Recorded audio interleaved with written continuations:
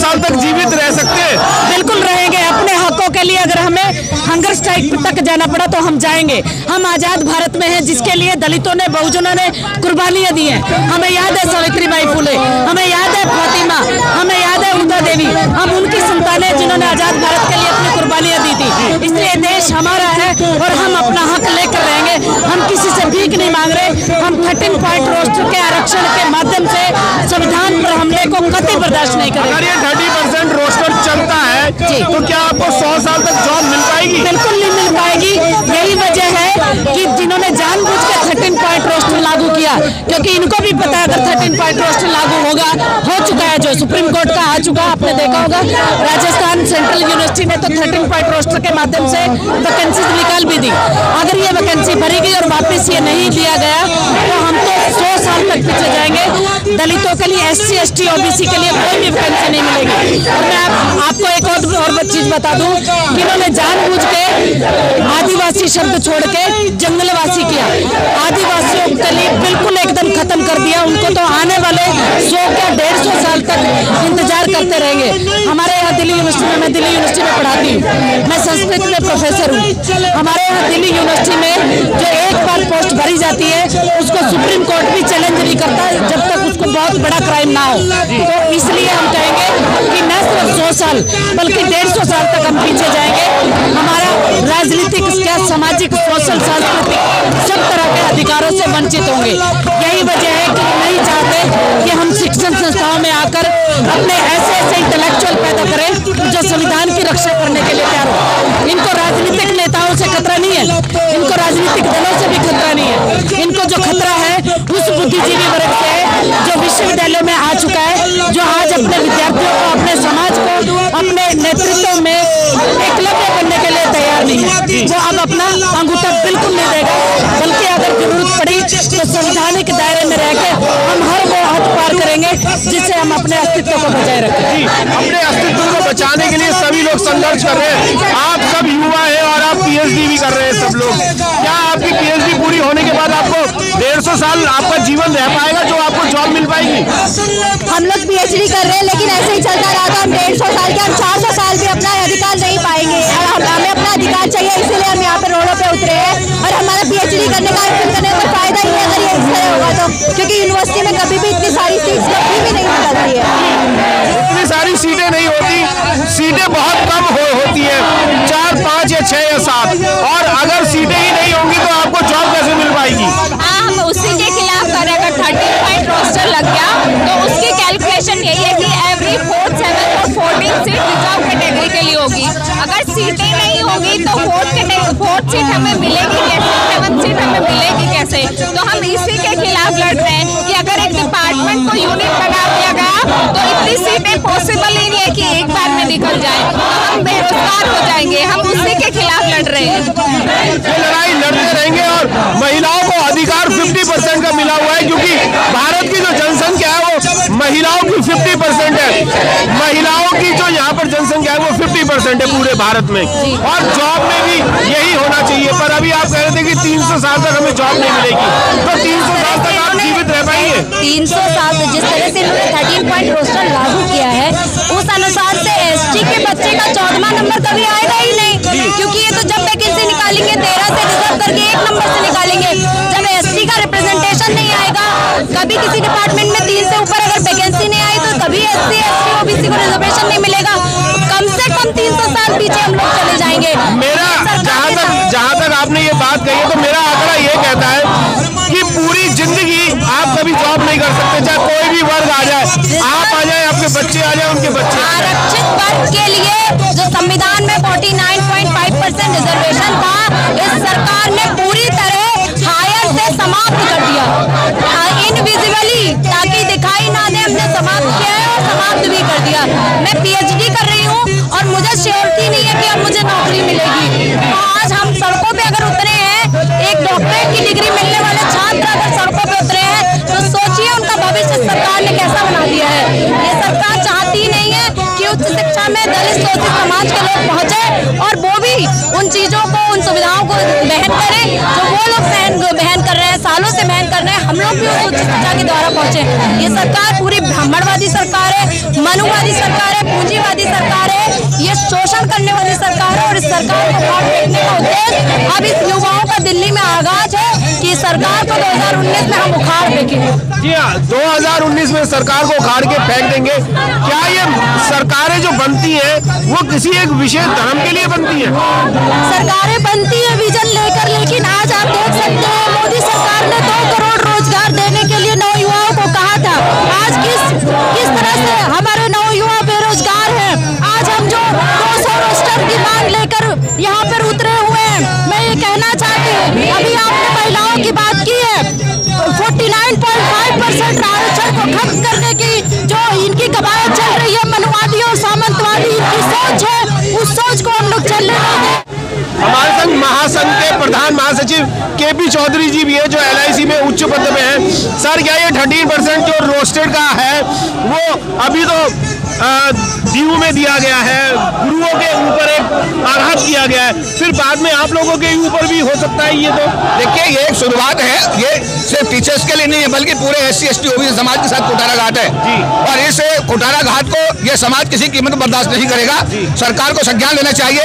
संसद का सत्र शुरू हो गया है, आज इस पर बहस होनी चाहिए। इसको लेकर के बिल संसद में पेश होना चाहिए और 13 पॉइंट रोस्टर को सरकार को तुरंत वापस लेके देश के बहुजनों की यानी 85% लोगों की भावनाओं का आदर करना चाहिए। आदर तो करना चाहिए। क्या यहाँ पर गुरुओं का सम्मान गिराने वाली बात नहीं है कि उन गुरुओं को भी उसी कैटेगरी में लाके इन्होंने खड़ा कर दिया है? निश्चित रूप से शिक्षा के क्षेत्र में हमारा प्रतिनिधित्व वैसे ही बहुत कम था, लेकिन 13 पॉइंट रोस्टर के आने के बाद तो शिक्षा के क्षेत्र में हमारा एक भी आदमी अब आने वाले दिनों में रिक्रूट नहीं होगा, क्योंकि किसी भी विभाग के अंदर 3 या 4 वैकेंसी से ज्यादा निकलती नहीं है।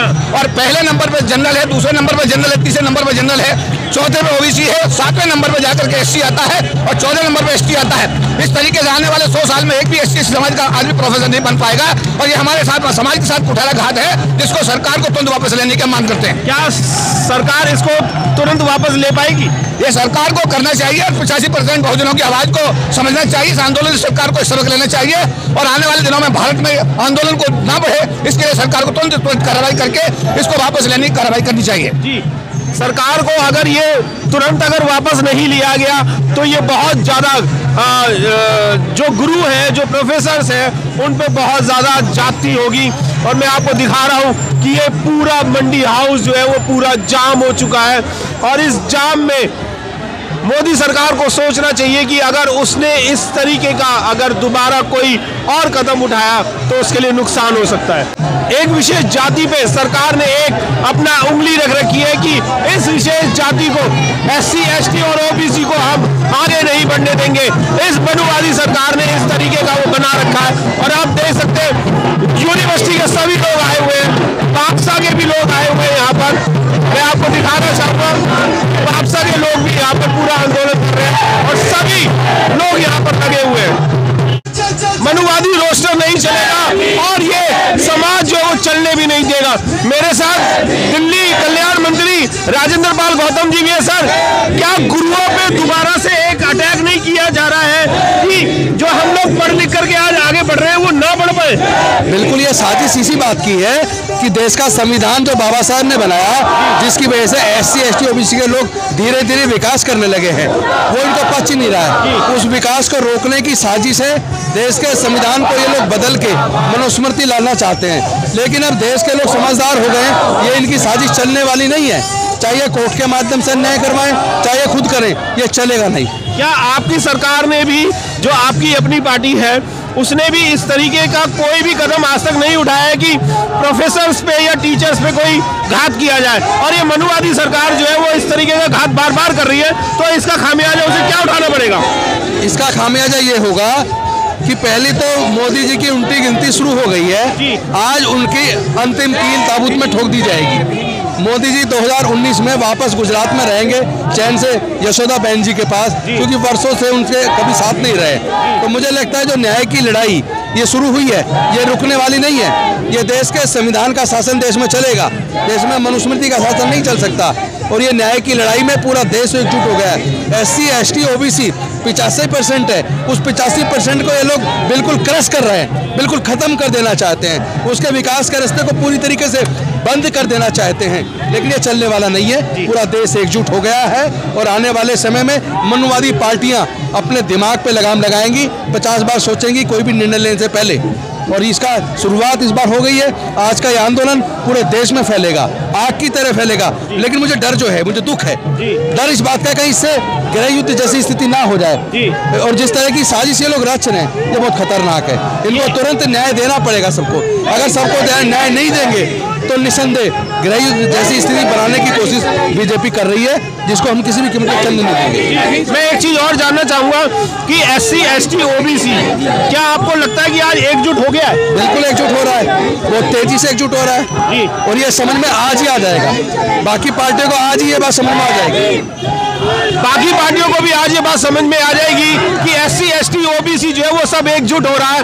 और मैं आपको ये भी बता दूं कि ये समाज अगर एकजुट हो गया तो इन मनुवादी सरकार को निकाल के बाहर फेंकने में कुछ भी देरी नहीं लगाएगा। मैं आपको और लोगों से मिलवाता हूँ। देख सकते हैं कि RJD के सारे लोग भी यहाँ पर आए हुए और सभी राजनीतिक पार्टियां जो है वो एकजुट होने का काम करना चाह रही है। पार्टी जो है समाजवादी पार्टी ने भी यहाँ पर अपना एक मोर्चा खोल रखा है और सभी लोग लगे हुए आ रहे हैं। जय भीम साहब, सभी लोग यहाँ पर इस मोर्चे में सब आ चुके हैं और पूरे भारत से ये सभी लोग यहाँ पर पहुंचे हुए हैं, जो गुरुओं के ऊपर इन्होंने जो घात कर रहे हैं, जो नुकसान पहुंचाने का काम कर रहे हैं, जो एकलव्य का अंगूठा मांगने वाली जो प्रथा थी उसे दोबारा लाने की कोशिश कर रहे हैं। पर ये शायद जितने भी युवा हैं और प्रोफेसर हैं इस चीज को बिल्कुल भी नहीं आने देंगे। नहीं चलेगी।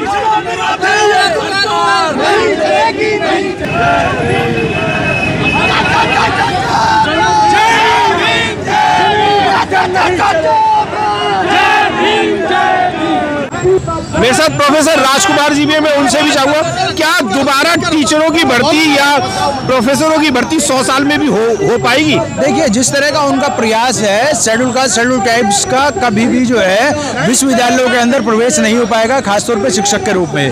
ये एक गंभीर मसला है। शेड्यूल कास्ट शेड्यूल ट्राइब्स पिछले 20 साल से इन विश्वविद्यालयों में आके मानवतावादी विचारधारा को फैलाने का प्रयास कर रहे हैं, जिसकी वजह से मानववादी व्यवस्था पूरी तरीके से ध्वस्त होने के कगार पे है। आज उनको ये समझ में आने लगा कि अगर इसी तरीके से लोग आते रहे तो उनका वर्चस्व ना सिर्फ विश्वविद्यालयों में बल्कि समाज में भी टूट जाएगा। इसीलिए उन्होंने षड्यंत्र किया है। ये 13 पॉइंट रोस्टर नहीं है, बल्कि schedule caste schedule tribes OBC को विश्वविद्यालयों में रोकने का षड्यंत्र है। पहले स्टूडेंट के ऊपर घात लगाई गई थी, अब टीचरों के ऊपर और प्रोफेसरों के ऊपर लगाई गई है। क्या एकलव्य से इनको शांति नहीं मिली थी जो गुरुओं को भी दे रहे हैं? इनको पता है कि भारत में शिक्षा का मतलब वर्चस्व होता है। यहाँ पे शिक्षा का मतलब मान सम्मान होता है, अधिकार होता है, संपत्ति होती है। इसीलिए जैसे जैसे बहुजन समाज शिक्षा में आगे बढ़ रहा है तो उनको खलबलाहट हो रही है, उनके अंदर कंपकपाहट हो रही है। आज ये व्यवस्था निश्चित रूप से एक निर्णायक मोड़ पर आ गई है। Schedule caste schedule tribes OBC अब जागरूक हो रहा है, बढ़ने लगा है, वो इनके रोके रुकेगा नहीं। क्या देश में एक वर्ग, 2 वर्ग या 3 वर्ग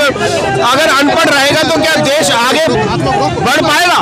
नहीं, ऐसा नहीं हो सकता। सबको शिक्षा मिलनी चाहिए, सबको सम्मान मिलना चाहिए, सबको अधिकार मिलने चाहिए। ब्राह्मणवादी व्यवस्था सिर्फ इस आधार पर टिकी हुई है कि वहाँ पे ब्राह्मण का ही वर्चस्व है, ब्राह्मणवादी लोगों का वर्चस्व है, जिसके खिलाफ बहुजन समाज आगे बढ़ रहा है। सभी लोग एक वर्ग में रहे तो क्या इस देश में क्या उन्नति नहीं हो सकती? देखिए, लोकतंत्र का मतलब ये होता है एक व्यक्ति एक मूल्य, एक व्यक्ति एक वोट। भारतीय संविधान ये इंश्योर करता है, लेकिन ब्राह्मणवाद को ये पच नहीं रहा है, मनुवादियों को ये पच नहीं रहा है। उनको लगता है कि हम भू देवता हैं, इस धरती के मालिक हैं, इस देश के मालिक हैं, लेकिन अब ये चल नहीं पाएगा। अगर उन्होंने ज्यादा इस तरह के अत्याचार की व्यवस्था की तो मान्यवर कांशीराम साहब ने कहा था कि हम समतामूलक समाज की स्थापना करना चाहते हैं, हम सबको बराबर लाना चाहते हैं। लेकिन अगर उनको इतना ज्यादा पेट में दर्द हो रहा है तो ये व्यवस्था कहीं उल्टी ना हो जाए। उनको ये चीज समझनी चाहिए कि अगर अन्याय अत्याचार बहुत लंबा चलेगा तो उसकी प्रतिक्रिया भी उतनी ही तीक्ष्ण होगी, उसकी प्रतिक्रिया भी उतनी खतरनाक हो सकती है। मैं तो दोस्तों आपको थोड़ा पीछे लेके जाऊंगा और ये भी बताना चाहूंगा कि अंग्रेजों ने जब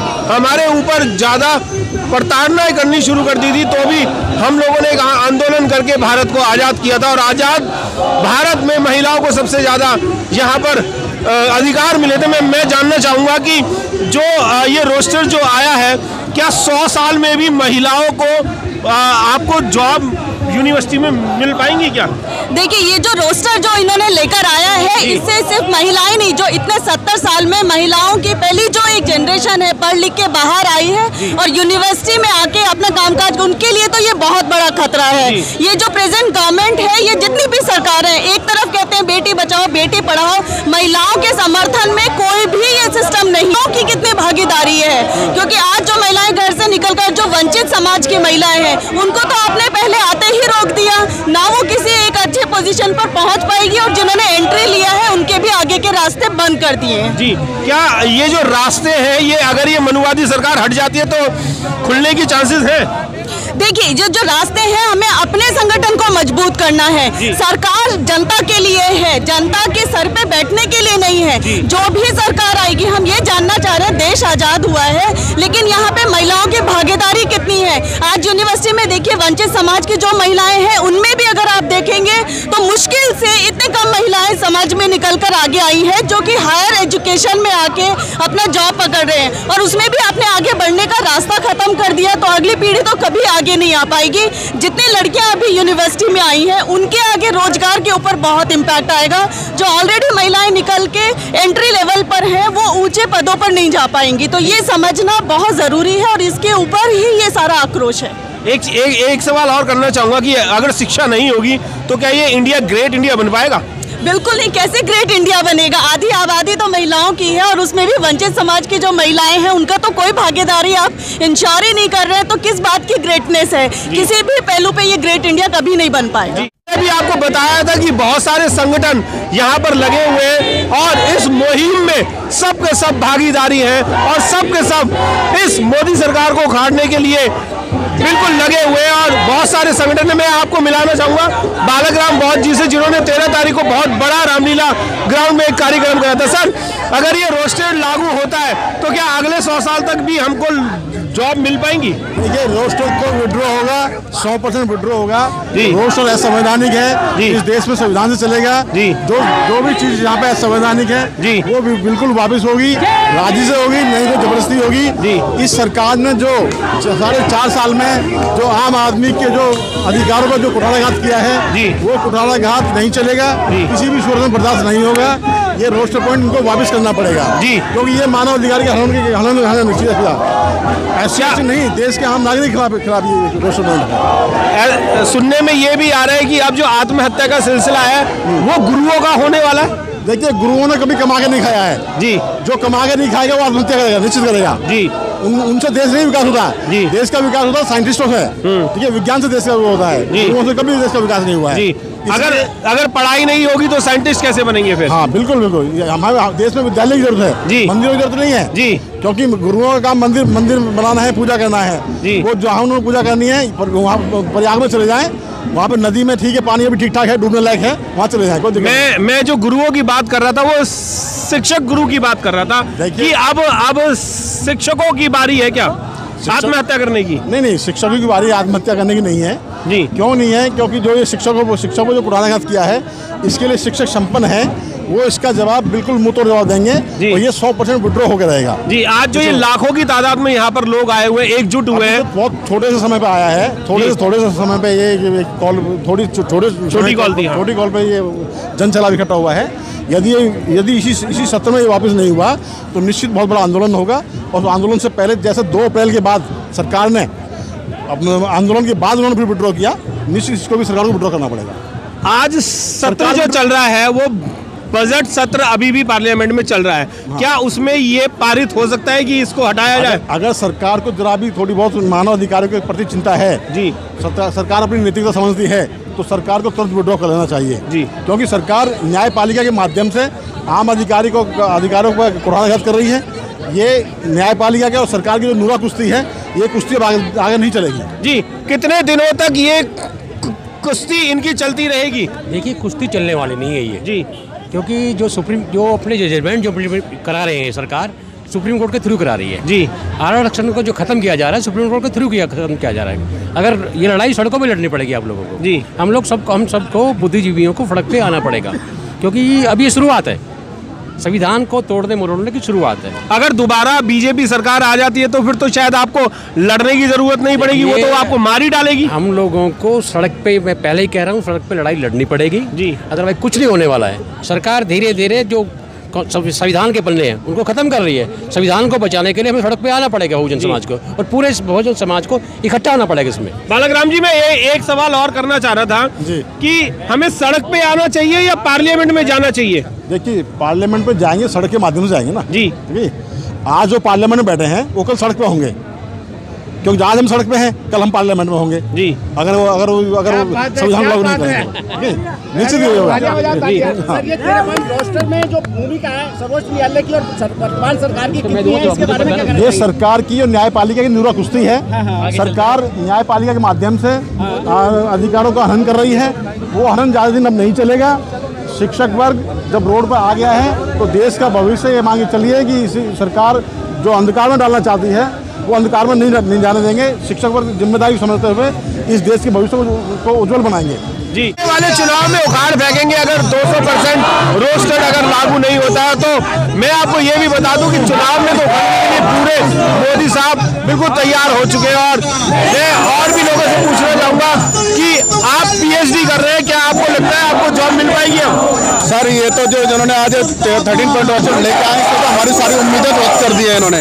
हमारे जो एक सपने थे विश्वविद्यालय में आने के लिए, आज हम कोशिश करेंगे और जॉब लेंगे, अपने परिवार के, अपने समाज का सपना पूरा करेंगे। पूरे जो सरकार है, सरकार हमारे पूरे सपने इन्होंने ध्वस्त कर दिए हैं। इन सपनों को दोबारा लागू करने के लिए आप क्या करना चाहेंगे? सर, उन सपनों को लागू करने के बाद हम रोड पे हैं और हम तब तक रोड पे रहेंगे जब तक कि कहते हैं मनुवादी सरकार 13 पॉइंट को वापस ना ले और 200 पॉइंट को फिर से बहाल ना कर दे। ये हमारी लड़ाई जारी रहेगी जब तक 200% को बहाल करना पड़ेगा इस सरकार को, वरना इस सरकार को ये युवा जो है और जो गुरु जो है ये उसे उखाड़ के फेंक दे। जो हमारे ITDC के होटल्स हैं, जो सरकारी रेलवे है, या जो हमारे उसका यूनिवर्सिटीज़ हैं, प्रोफेसर्स हैं और दूसरे कर्मचारी हैं, तो उनके ऊपर अब ये अटैक हो गया, हमला हो गया है कि अब ये इस तरीके से ये जो 13 पॉइंट रोस्टर है, अब ये जब सुप्रीम कोर्ट ने कह दिया चारों तरफ लागू होगा, और हर 7वीं सीट अनुसूचित जाति जनजाति के लिए थी, मगर अब 6 से ये ऊपर आने नहीं देंगे।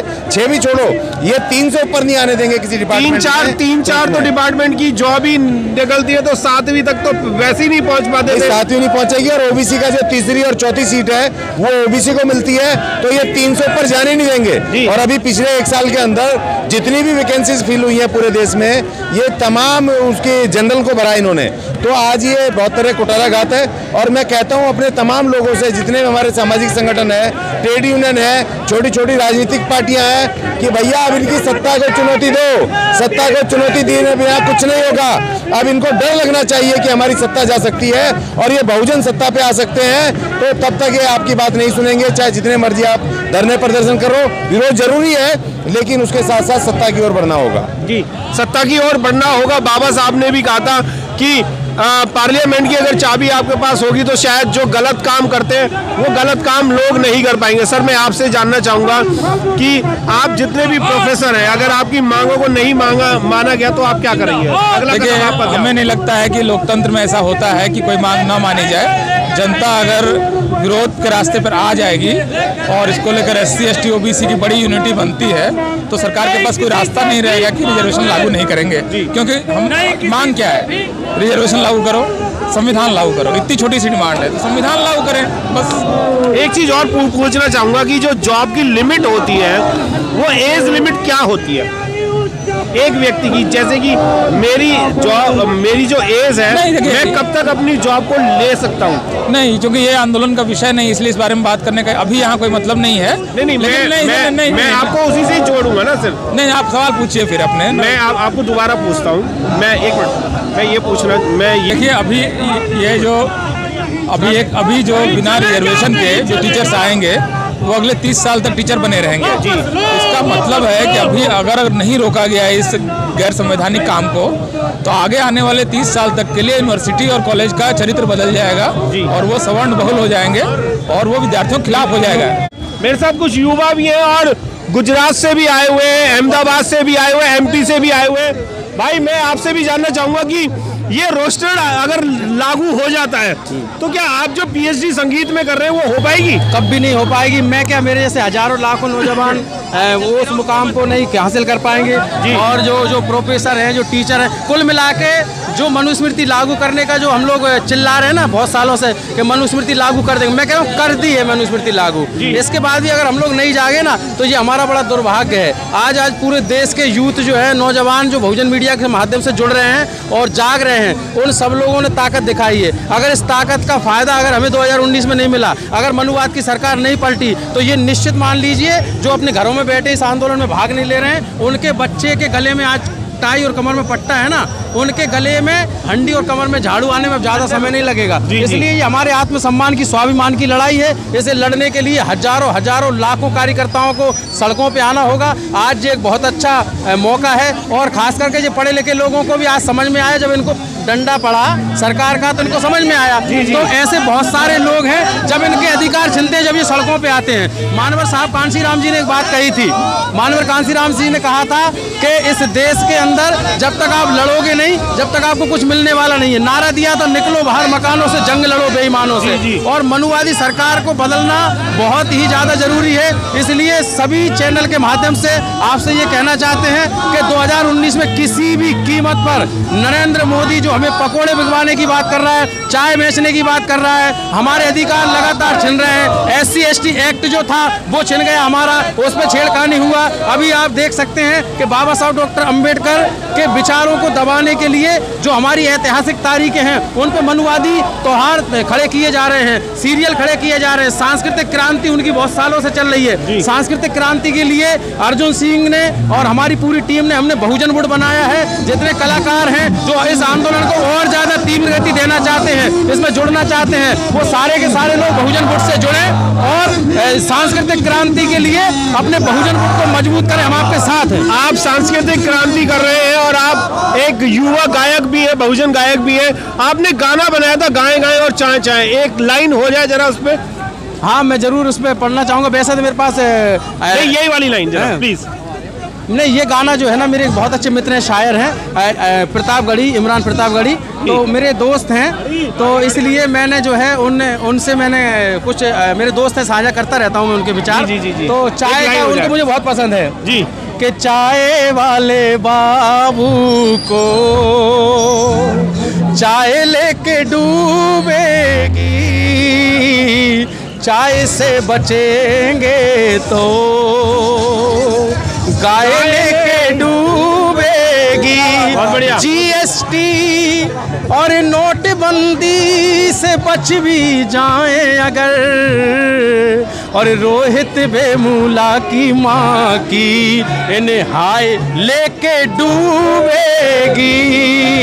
2019 में क्रांति होने वाली है और अभी तेजस्वी यादव जो है, जो गठबंधन है, उस पर भी मैंने कुछ सोचता हूँ कि मैं पढ़ देता हूँ आज आपके चैनल के माध्यम से कि बसपा और सपा गठबंधन जीतेगा, बसपा और सपा गठबंधन जीतेगा, बहुजनों का बुरा समय अब बीतेगा, बहुजनों का बुरा समय अब बीतेगा। भर गया है घड़ा पाप से मोदी जी, भर गया है घड़ा पाप से मोदी जी, 2019 में घड़ा ये रीतेगा। रीतेगा मतलब खाली हो जाएगा, ये सब फूटेगा। क्योंकि हम देख रहे हैं अभी चंद्रशेखर भाई जो लड़ रहे हैं, उनके विषय में मैं कहना चाहता हूँ कि छुप छुप के डरपों के ये हमला करते हैं, छुप छुप के डरपों के ये हमला करते हैं, बेकसूर क्यों युवा हमारे मरते हैं। दलित युवाओं को जो आज प्रेरणा है, दलित युवाओं की जो आज प्रेरणा है, चंद्रशेखर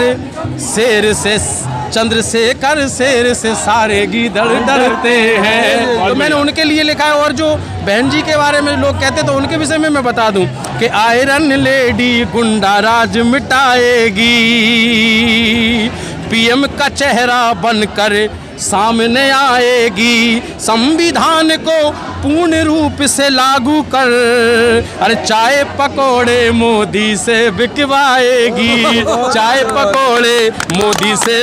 और जो जुल्म के आगे झुके नहीं, लालू प्रसाद यादव एक बड़ा नाम है, उनके जो बेटे हैं उनके ऊपर भी मैं 4 पंक्तियां कहना चाहता हूं कि जुल्म के आगे झुकी न इनकी गर्दन है, जुल्म के आगे झुकी न जिसकी गर्दन है, अखिलेश तेजस्वी युवा दिलों की धड़कन है, अखिलेश तेजस्वी युवा दिलों की धड़कन है। और भुआ को पीएम बनाने भतीजे एक हुए, भुआ को पीएम बनाने भतीजे एक हुए। हम जीतेंगे, हम जीतेंगे क्योंकि साथ हमारे जन जन है, हम जीतेंगे क्योंकि साथ हमारे बहुजन है। धन्यवाद। हम जीतेंगे साथ हमारे बहुजन है, और बहुजन जहां पर भी खड़े हो जाते हैं वहां पर लाइन पीछे से लगनी शुरू हो जाती है। अब मोदी जी अपना देख ले कि वो कहां जाएंगे, गुजरात जाएंगे या कहीं आदिवासी खालिस्तानों में घुसेंगे, उनका पता नहीं चलेगा। देश में हर जगह से लोग आए हुए हैं, और यही नहीं कि दिल्ली यूनिवर्सिटी के लोग हों, यहाँ पर पूरे देश से आए हुए हैं। आप मध्य प्रदेश से आए हुए हैं, क्या मध्य प्रदेश में भी यही चीज चल रही है? सर, मध्य प्रदेश में इस सरकार 15 सालों में पूरा उच्च शिक्षा को बर्बाद करके रख दिया, और वो कहते हैं कि करेला और नीम चढ़ा। जैसे ये केंद्र में मोदी सरकार आई, इसने उच्च शिक्षा में ताबूत में आखिरी कील ठोक दी, और जो बहुजन समाज है, जो आरक्षित वर्ग है, उसमें उच्च शिक्षा के सारे दरवाजे बंद कर दिए। मध्य प्रदेश में हमारे साथी 800 साथी पिछले 13 साल से परिवीक्षा अवधि समाप्ति की रास्ता देख रहे हैं। आप सोचिए वो कब सहायक प्राध्यापक से एसोसिएट और प्रोफेसर बनेंगे।